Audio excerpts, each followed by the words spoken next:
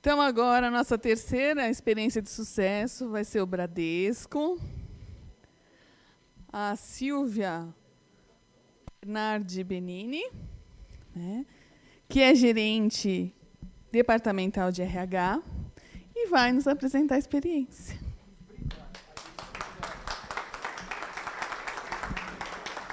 Muito bom dia a todos. Eu estava explicando para algumas pessoas que falam que vem o Bradesco, dá a sensação que vem a área de tecnologia, de inovação do Bradesco aqui. Não que não seja, mas eu vou contar um pouquinho para vocês sobre o quanto a gente acredita que a transformação digital passa por uma transformação, inclusive, da forma de gestão do capital humano da organização. Que é um pouquinho da história. Cadê o passador? Está aqui, achei. Que eu venho contar. Primeiro, hoje eu sou responsável pela estrutura de governança e estratégia de recursos humanos do Bradesco. Eu brinco que tudo aquilo que não parece recursos humanos fica embaixo de mim. Então, eu cuido de inovação, tecnologia, dados, people analytics, projetos, orçamento, risco. A única coisa que parece um pouco mais é relações trabalhistas, que aí a gente começa com os reintegrados, a gente começa com os demais problemas mundanos de RH. Fiz uma trajetória de carreira que vem de canais digitais, então, quando eu fui para RH, eu fui atuar na Universidade Corporativa Unibrad, uma marca conhecida aí, no mercado, para falar sobre transformação digital em 2015. Eu brinco que eu parecia uma alienada, parecia que eu era uma lunática falando sobre esse tema. A gente queria falar de Big Data, de experiência do cliente, e as pessoas olhavam e falavam, meu, o negócio aqui é vender consórcio, capitalizar, esquece isso aí. Né? E isso foi mudando a rota rapidamente. O Bradesco, acho que não dispensa algumas apresentações, mas dos números que a gente traz aqui, eu queria dar um foco especialmente na quantidade de funcionários que a gente tem, porque é o desdobramento da nossa conversa aqui sobre recursos humanos. Então, hoje, somos uma organização longínqua, estamos passando por um momento de troca de CEO, reorganização de board, e um planejamento estratégico aqui para os próximos 5 anos bastante arrojado e que tenha dentro da sua raiz um viés muito significativo de como é que a gente acelera a competitividade do banco, aumenta o market share por meio da transformação digital. Como é que a gente leva o cliente massificado para o digital, como é que a gente amplia a nossa capacidade de atuar com os SMEs, como é que a gente traz uma jornada digital melhor para o cliente.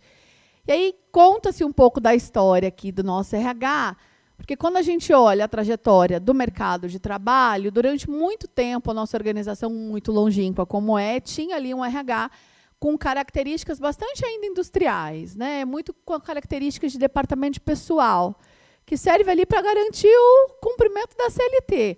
Pagamento, funcionalismo operando em sua grande maioria. A academia já vem nos mostrando que essa aceleração mudou e não mudou recentemente. A gente teve um reposicionamento de recursos humanos para uma era mais estratégica, onde a gente começa a pensar como criar valor para o negócio e não necessariamente ser um RH só que paga a folha de pagamento, porque a complexidade do formato de trabalho mudou, a complexidade das competências humanas também precisavam mudar, os recursos humanos precisavam se acelerar no que tange a contribuição de criação de valor dele para o negócio. E a gente vai para uma discussão agora de como é que eu transformo esse RH para uma área digital. Como é que eu organizo recursos humanos para trabalhar em rede? Como é que eu tenho um modelo mental adaptável, ágil, arquitetado e aumentado, escalável a partir da tecnologia? Essa nossa jornada em RH começou lá a ser acelerada em 2015. A gente iniciou uma revisitação e entendeu que o RH precisava sair desse departamento de pessoal e ir para um caminho de um RH estratégico. Começou-se ali uma busca de como é que a gente trazia tecnologia para dentro de casa. Toda a camada de gestão de talentos, e aí quando a gente fala de processos de avaliação, de competência, comportamento, planejamento sucessório, desenvolvimento de capital humano, né, a própria universidade corporativa, treinamento, recrutamento, ele não tinha um ferramental que fizesse gestão disso, então a gente não conseguia ter escalabilidade. E aí, em 2019, a gente implementou a jornada integrada de gestão do capital humano, é uma plataforma, o Integra RH, uma parceria que a gente tem com a Cornerstone atualmente. Um case que, inclusive, já teve contribuição aqui com o Brasil Digital, com a Micropower, a gente já trouxe esse case aqui, mas a gente percebeu que a gente estava bem longe de chegar onde a gente devia. E a pandemia, acho que todos aqui, né, não é uma benéfica só do Bradesco, ela trouxe uma aceleração muito diferente no como as pessoas trabalham, né, em como a gente olhava a capacidade humana. Quando a gente fala de IA generativa, muda completamente como é que a gente forma os times para trabalhar, como é que a gente traz o profissional e ensina ele a trabalhar, e como a organização opera também essa força de trabalho. Então, o planejamento da força de trabalho muda. Quando a gente fala dos mecanismos ágeis de trabalho, quando a gente fala das vilas, das tribos, das guildas, né, cada lugar chama, quando a gente aplica um método ágil de trabalho, muda completamente o contexto de hierarquia, de reporte, de gestão, né? E como é que a gente faz isso para 90 mil funcionários? Como é que eu olho a carreira de uma rede de agências, que é uma carreira mais estruturada, comercial, né, com foco em trazer o ativo para dentro do banco, versus todo um ecossistema de tecnologia que cresceu exponencialmente dentro do banco. E aí, eu não lembro qual dos colegas usou o termo aqui, de todas as empresas são empresas de tecnologia. Eu acho que os bancos, mais do que nunca, são empresas de tecnologia hoje. Ninguém mais. Quem vai numa agência? Quem utiliza uma agência? Né? O conceito de agência está mudando. Vai virar loja, vai virar sala de negócio. A última coisa que vai é a gente ter caixa para fazer pagamento. Então, como que a gente muda esse profissional? Como é que esse líder iria se adaptar? Então, a pandemia trouxe ali mais uma loucura para a gente de necessidade de aceleração. A gente precisava entender o novo modelo híbrido de trabalho. E a gente buscou essa aceleração por meio de um programa que a gente chamou de Unlock HR. Por que Unlocking? Porque a gente precisava destravar um pouco dos potenciais da população, da organização e do nosso próprio RH. E aí começam as nossas lições aprendidas, né? Começa a nossa jornada de transformação. Então, para fazer isso, a gente entendeu que não adiantava a gente olhar só tecnologia. Não adiantava a gente trazer só a plataforma. A gente tem lá, não vou mudar só o Master Data de recursos humanos, eu vou trazer só uma nova ferramenta para dentro de casa. Não ia resolver, porque os produtos nossos de RH também não são produtos digitais ainda. Eu não sei gerar escalabilidade para o meu desenho de desempenho, para o meu desenho de remuneração. O meu desenho de remuneração está para este mundo novo?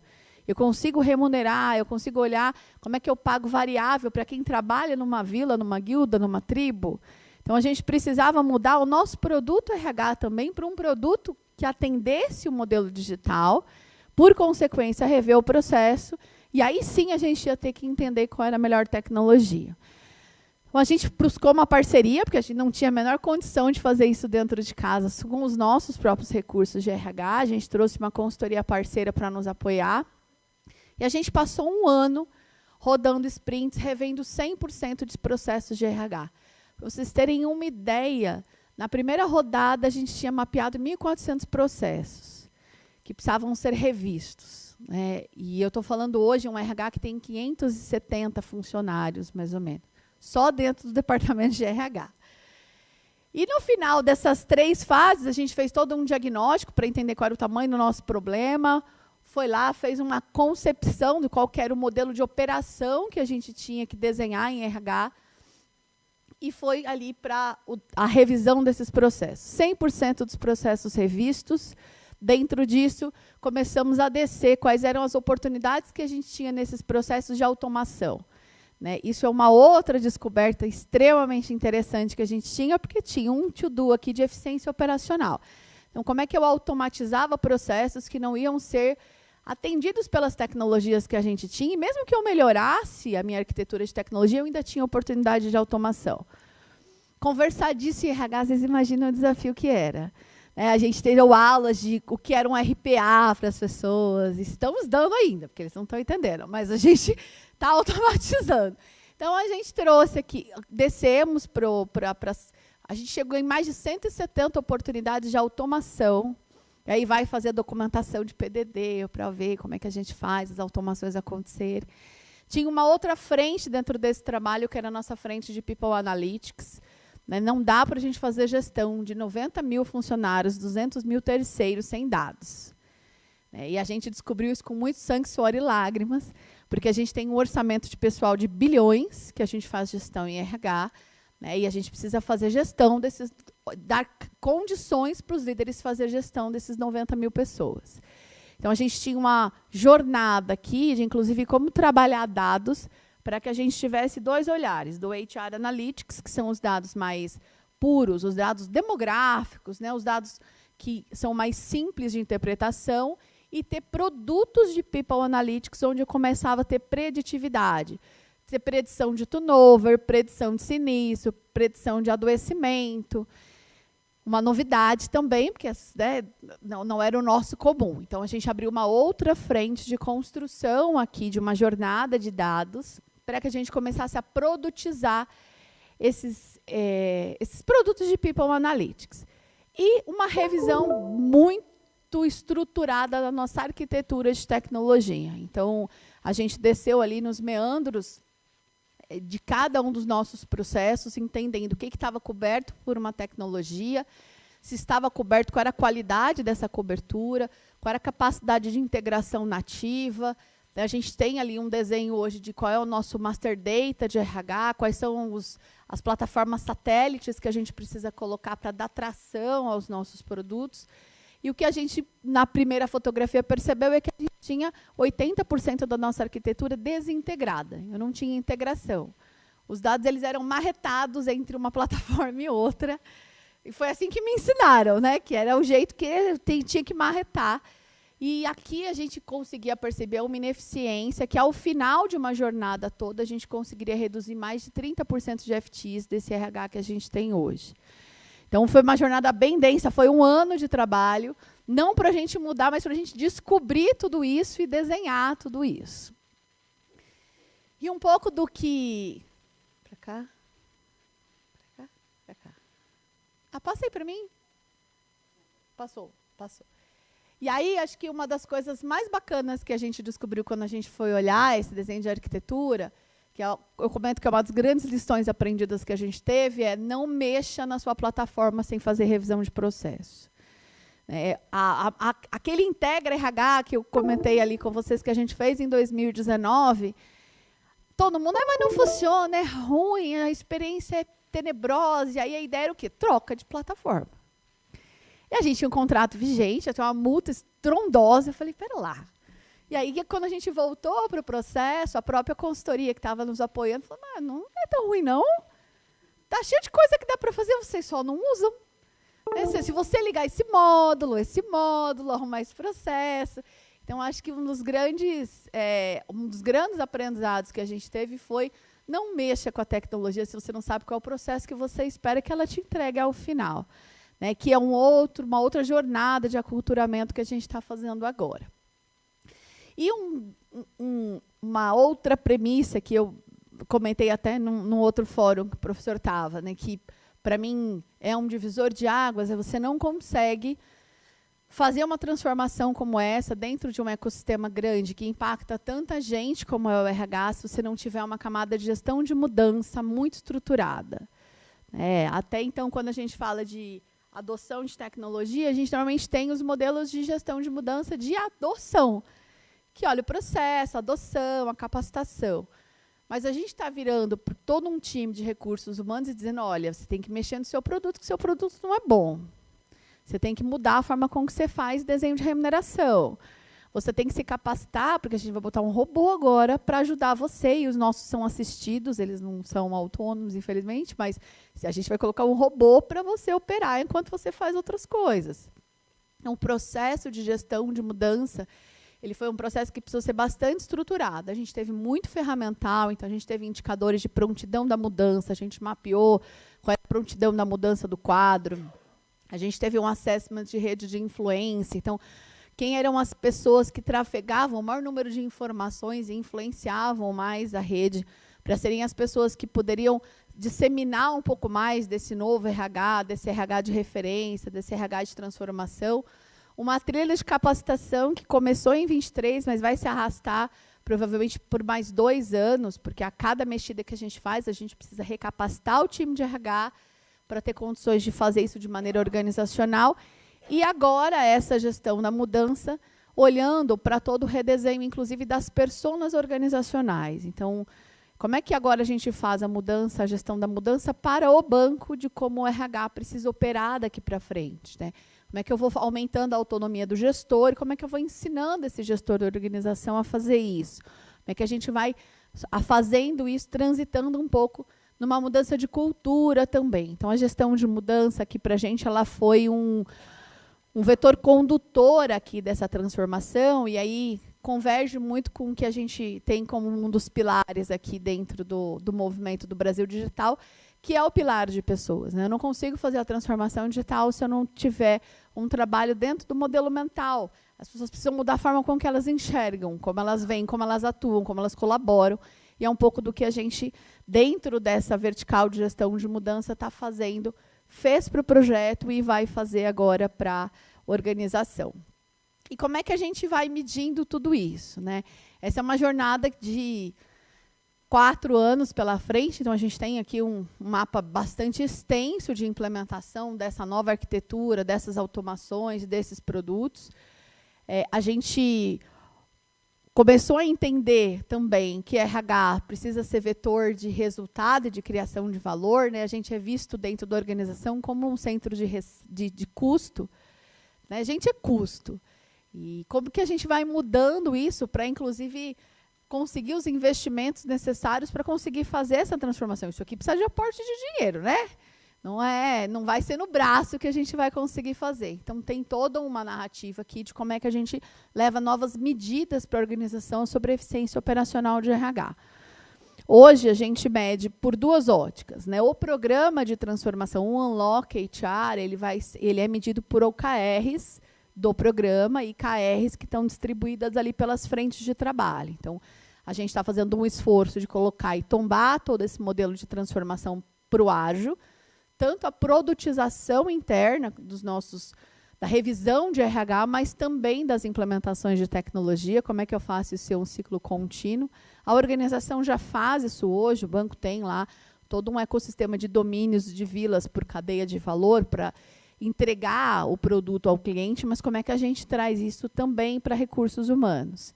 E aí vem algumas métricas, né? Quando a gente fala, por exemplo, do INPS versus o NPS, então, quanto o Net Promoter Score do meu cliente é impactado pelo meu INPS dos funcionários, né? A satisfação do funcionário tem correlação direta com isso. Então, quanto esse tipo de argumentação está começando a ganhar corpo, porque a gente tem dados hoje que a gente não tinha, a gente tem pesquisas que a gente não fazia, para conseguir gerar essa narrativa.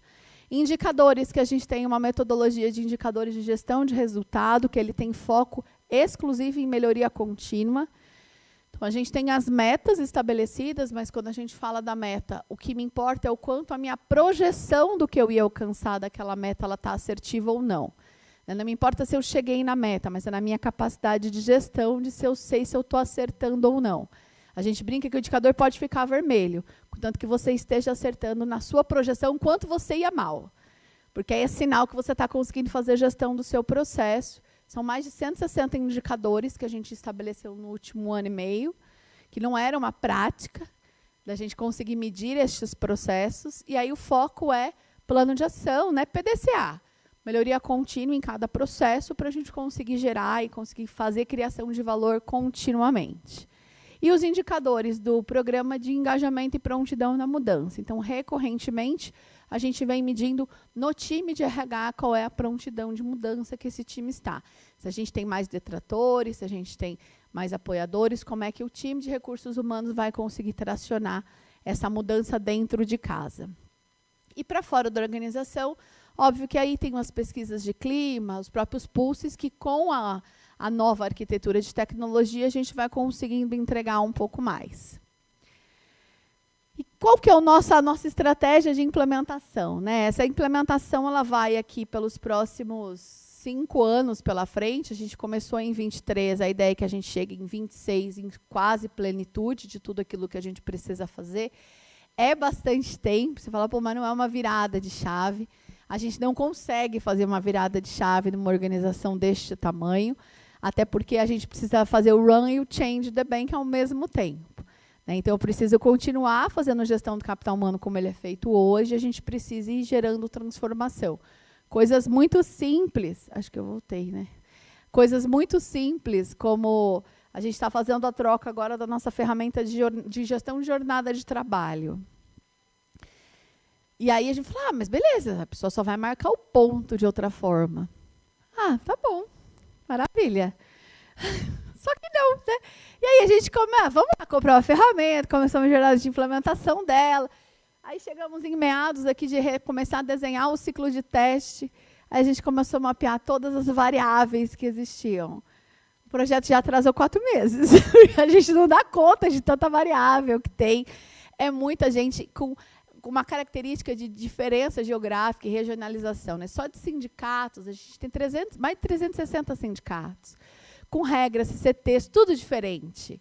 Né? A gente está falando de, quando a gente fala de distribuição municipal, eu tenho que dar conta de todos os feriados municipais e cada ideia mirabolante de cada prefeito de criar um ponto facultativo. Então, quando a gente olha para tudo isso, e essa história a gente vem contando um pouco deste jeito para o board do banco. Porque quando você fala de RH, parece muito simples. Eles querem fazer PIX, querem fazer DREX, querem fazer Open Bank, eles não querem saber de controle de jornada de trabalho. Não quer. Então, assim, a gente acaba tendo que levar um pouco desses dados e a gente sempre brinca que qualquer coisa que a gente faça de errado impacta a folha de pagamento. E a folha de pagamento impacta no balanço, porque é um negócio que quebra uma empresa é não pagar a folha. Né? Um banco, então, pior ainda. Então, esse aqui é o nosso principal argumento. Dá um dinheirinho aqui para a gente não estragar a folha de pagamento. Mas acho que tem uma narrativa de implementação aqui, principalmente quando a gente fala de desenvolvimento e revisão dos produtos de capital humano, que para mim é o grande vetor, né, de brincadeiras à parte aqui, da transformação do RH. A gente está falando de um desafio de uma empresa que, neste momento, deste ano, lançou um novo planejamento estratégico, que é tomar um novo market share do mercado. Se a gente não conseguir acelerar o capital humano da organização, seja via contratação de capital externo, seja via internalização de terceiro, seja fomentando a capacidade produtiva e de gestão desse time, não vai ter PIX, não vai ter DREX, não vai ter Open Bank, não vai ter. Então, acho que o nosso grande desafio aqui é como a gente revisa os produtos da organização para potencializar o capital humano e, por meio disso, a tecnologia é o meu único meio de escalabilidade. Dentro de RH, a gente tem um pool de inovação, não está aqui, mas vou contar, porque fiquei inspirada com as histórias aqui. A gente tem um pool de inovação dentro de recursos humanos, um escritório de inovação. Até comentei com o Evandro que uma das HR Techs que ele trouxe aqui está participando de uma prova de conceito com a gente lá para ver a homologação digitalizada, enfim, descentralizada, para a gente conseguir ter uma veia inovativa em RH diferente da própria organização. Não adianta eu pedir para a organização olhar RH. Eles têm que olhar outra coisa. O que eles fazem é olhar a IA generativa, eu vou lá, bato e falo, o que tem de RH aí? Aí ele fala, não sei, liga para esses caras. Aí eu boto lá no meu pool de inovação e eles vão indo atrás para a gente conseguir fazer esse fomento. Então, aqui tem um caminho nosso, olhando para esses produtos, como a gente gera valor, mas muito claro que tudo isso eu só consigo fazer com escala para 90 mil pessoas se eu tiver a tecnologia a nosso favor. A gente já teve muitas iniciativas que a gente não conseguia escalar. Aí eu atendo uns 500 de um departamento, atendo 200 de outro, mas a gente não muda a chave do banco. Eu não consigo mudar a organização de patamar. Um pouquinho aqui de como é que a gente está conectado com esses pilares. Né? A gente fez algumas escolhas aqui, mas o nosso grande foco é estar olhando para pessoas, negócios e economia digital. Tem um quê de sustentabilidade aqui, porque, como eu comentei até com o professor, a gente não consegue falar que eu impacto 90 mil pessoas sem falar o quanto essas 90 mil pessoas estão impactando os seus clientes, estão impactando suas famílias e podem impactar a sociedade e a comunidade onde eles estão inseridos. Né? Quando a gente fala de transformação digital, ou quando a gente fala de ESG, que está um pouquinho mais para frente aqui, A gente tem N iniciativas para falar sobre carbono zero até 2050. O banco tem N tratados assinados, N compromissos assinados. Agora, se eu não tiver profissionais que entendam disso dentro de um ecossistema de tesouraria, dentro do meu ecossistema de produto, eu não vou conseguir entregar valor. Eu não vou conseguir montar o produto de crédito que fomente o que eu preciso fomentar pela ótica de sustentabilidade. Então, como é que a gente, inclusive, forma uma organização mais sustentável, né? Como é que eu trago esse conceito? Passa por a capacidade de RH gerar valor para esse capital humano. Aí, voltei. Espera lá. Os 5 eixos aqui também, acho que dispositivos conectados, modelo de negócio, a gente vem olhando muito para a educação digital da nossa população, a universidade corporativa, dentro de todos esses produtos que eu comentei, que a gente está reformulando, ela vai ter um investimento específico de refreshing ali, para a gente reposicionar a universidade corporativa. Ela é, para nós, um vetor. O Bradesco, como essência, como fundação de seu Amador Aguiar, acredita no desenvolvimento do capital humano interno. Por mais que hoje a gente não seja mais uma organização com a carreira fechada, a gente esteja contratando muitos profissionais de mercado, existe claramente um respeito a esse investimento dentro do banco. E aí os nossos aprendizados com as nossas tecnologias habilitadoras, né? Então, acho que a tecnologia de dados, para a gente, ela é o nosso grande vetor hoje de transformação na ótica de entrega de valor para a diretoria executiva, é a gente conseguir gerar dado de qualidade para tomada de decisão de qualidade ali também. A gente teve uma experiência muito interessante com o metaverso, fazendo recrutamento e seleção. A gente participou de uma feira tech e a gente levou ali, fez uma prototipação no metaverso de recrutamento e seleção. Foi extremamente interessante, assim, até a dificuldade que a gente tinha dos gestores estarem lá dentro e fazendo o processo de entrevista via metaverso, tinha uma série de diferenciais ali. E um ponto que, para a gente, é um acelerador de muitas das veias de RH é a inteligência artificial. A gente está buscando uma parceria bem intensa com o time de inteligência de dados corporativa do banco para olhar a IA generativa quando a gente fala de atendimento, de processo seletivo, de recrutamento e seleção, né, até para a curva de aprendizado também da própria universidade corporativa. Então, acho que é um outro vetor bem importante da nossa arquitetura futura.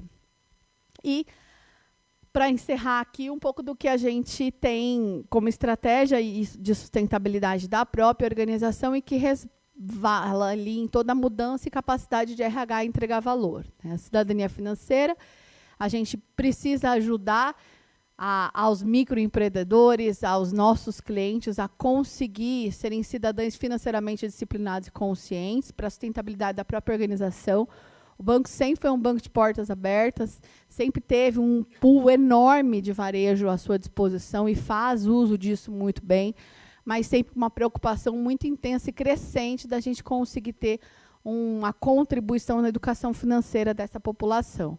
A gente tem várias ações na Amazônia, com populações ribeirinhas, enfim, olhando para isso, mas com um foco muito centralizado. E a gente vem ampliando isso para essa educação estar fomentada no pool dos nossos clientes como um todo. A agenda climática, que eu comentei para vocês, inclusive da questão do carbono, a gente está numa via agora de formação e contratação dos profissionais que vão atuar mais fortemente dentro das estruturas de produtos sobre isso. E os negócios sustentáveis aqui, acho que não é inegociável para qualquer empresa que queira se manter em qualquer bolsa de valores por aí, que a gente tenha uma agenda de negócios sustentáveis bastante significativa.